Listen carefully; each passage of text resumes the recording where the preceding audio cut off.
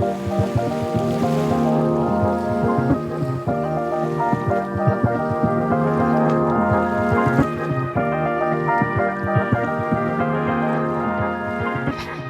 everybody, welcome back to my modern homestead. If you don't already know, my name is Janet and I am so happy you are here. You guys, if you are new to my channel and you only know the side of my channel where I do money and savings and budgeting challenges, you might not even know that my channel started out, as the name indicates, as a homestead channel. And I did so many things in the kitchen. Well, today we're heading back to those roots because I need to make a master recipe for a muffin mix. That way we can have muffins quick and easy in the morning without having to buy the little bitty packets of muffin mix. So today, let me show you what we're starting with. In my pantry, for several years now, I have used these big bowls for storing bulk flours, different types of flours. In this one, I actually used to store sugar in. I no longer store my sugar in this because I've moved on to a 5-gallon bucket. Yes, I store sugar in a 5-gallon bucket now. But this one, it has a few little remnants of sugar in it, and we're not going to worry about that. And it looks a little rough where it's been so used and so loved in my pantry. But we're going to attempt to put the muffin mix into this, and I will label it and put instructions here. So you ready to get started? Who doesn't love muffins? Let's go. Okay, the first thing we want to start with is 18 cups of flour. Now, this is, like I said, a master mix. So when you are ready to make muffins, of course you're not going to use 18 cups of flour, but you're going to use 5.5 cups of this mix once it's all mixed together.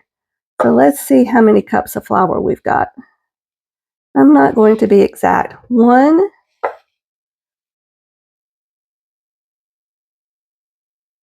2, 3, 4,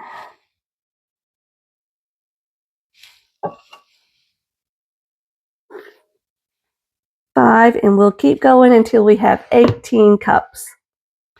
Okay, here are our 18 cups of flour.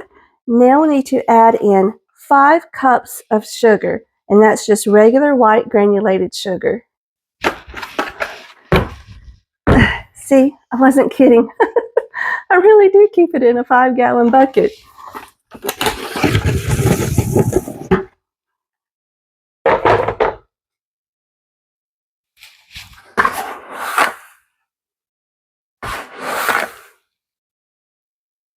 So there's 1,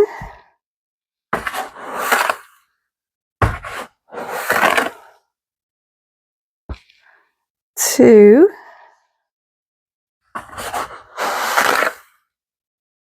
3, 4,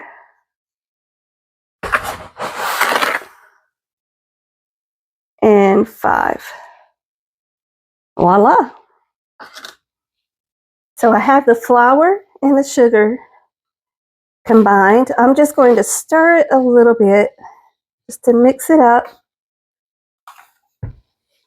And I like to stir my mixes often. I don't necessarily like to wait until the end.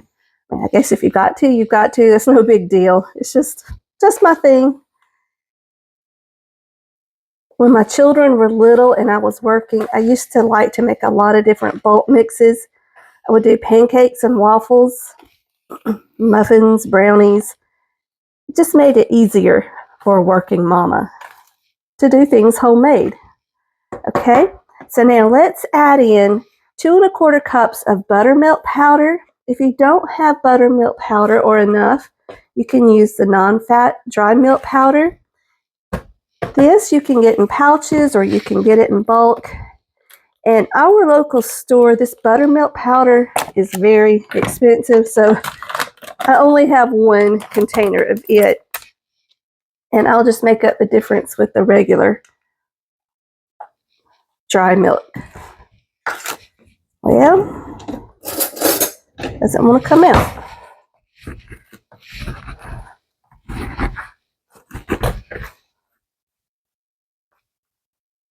Guess this has been sitting on the shelf too long. Not sealed up well, one.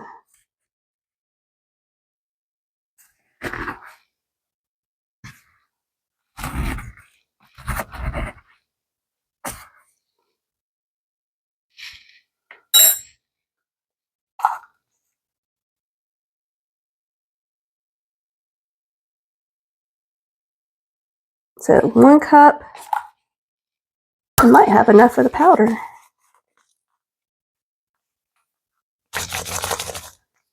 Shouldn't have great big pieces. It should be an actual powder, not rocks. So just break it up if yours is like this. Best you can. Give me just a second and we'll finish this up. I almost forgot to bring y'all back. So here we go with 2 cups. Oh yeah, there was enough in here to do all of it.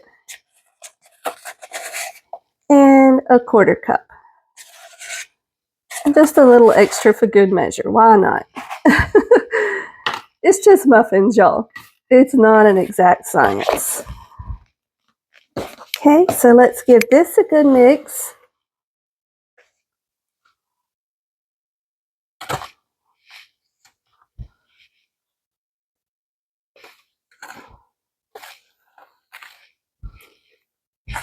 I say a good mix. We're just doing a quick mix. We'll go back at the end when we get everything in here and go in with a spoon and mix everything up really well. Okay, now don't fret. This will not go to waste. I actually like to use dry milk to make hot chocolate mixes. Perfect for winter. So that will not be wasted. Okay, now we're going to add 6 tablespoons of baking powder, not to be confused with baking soda. We are going to use the soda, but first the powder. And we're going to do 6 tablespoons. 1, 2, 3, 4, 5, and 6. Perfect. Then let's go in with 2 tablespoons of the baking soda.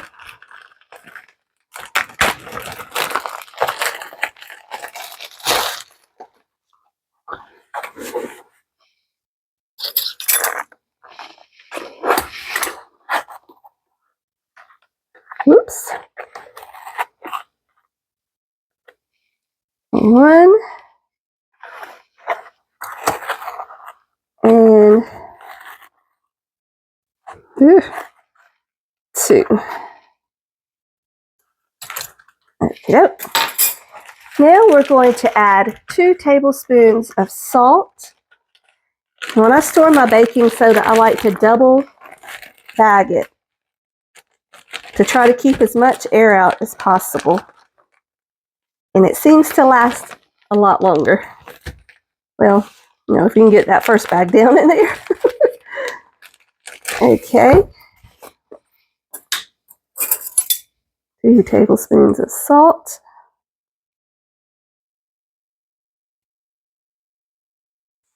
It seems like a lot, but when you're baking or making anything sweet, you need that salt. It actually brings out the flavors of whatever you're making.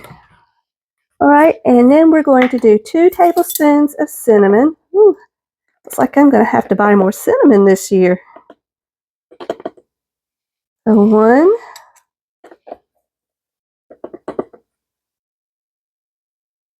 and 2.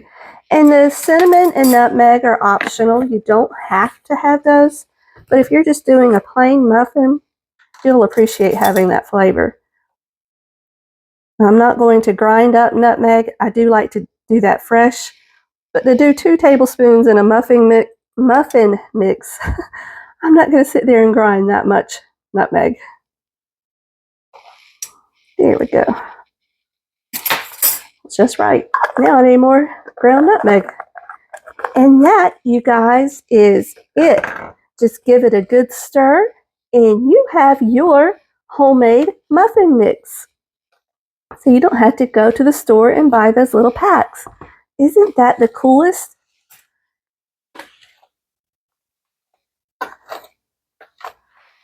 Now, when you're ready to make this, you're going to need 5½ cups of the mix. You'll preheat your oven to 400 degrees and grease 24 muffin tins or use the paper liners.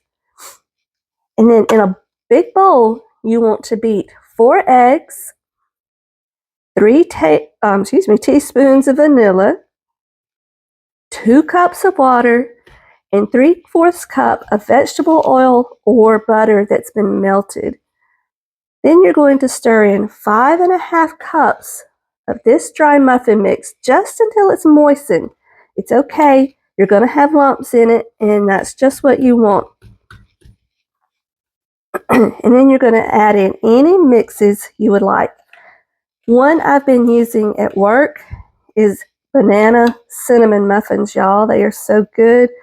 Just take 3 or 4 really, really ripe bananas, mash them up really well, stir them into the mix. You can add like 1/2 cup of nuts or so, however many nuts you like. Some more cinnamon. Y'all, they make the best muffins.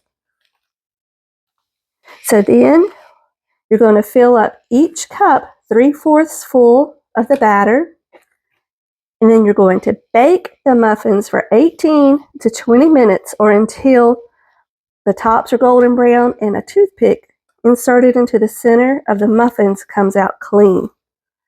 And that's all there is to it, y'all. So, so easy. Who knew? So, y'all, go get your bowl. This took however long it took on the video. It's so quick, so easy. I promise you'll thank yourself later.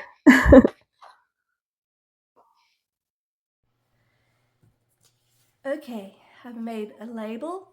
This is the bulk recipe and how to put it together and how to use it for a batch of muffins. And then I have another sheet for the back that gives different variations to mix them up. So what I'm going to do is place them back to back like so. And I'm going to laminate them.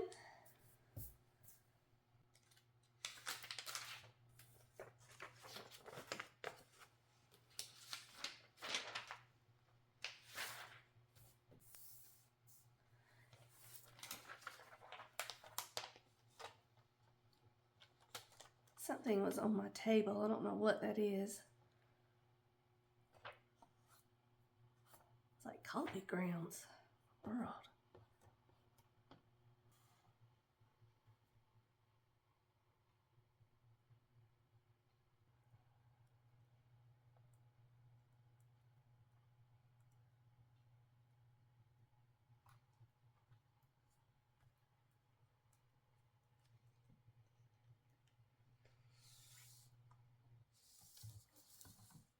Now all we have to do is cut it out and tape it to the top.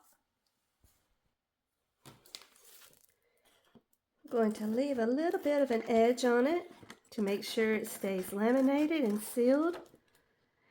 If you wanted, you could just drop this right into the mix.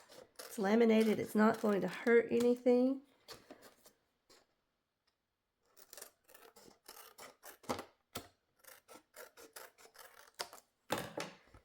There we go.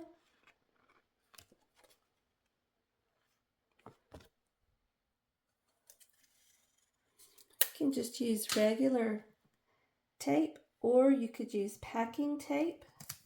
And I'm only going to tape the top. That way I can flip it over and see my variations on the back. And if you decide this is not sticking well and serving your purpose, just go ahead and pop it on. Take it out and pop it in the inside with the mix. It'll be just fine. I do a lot of my mixes that way.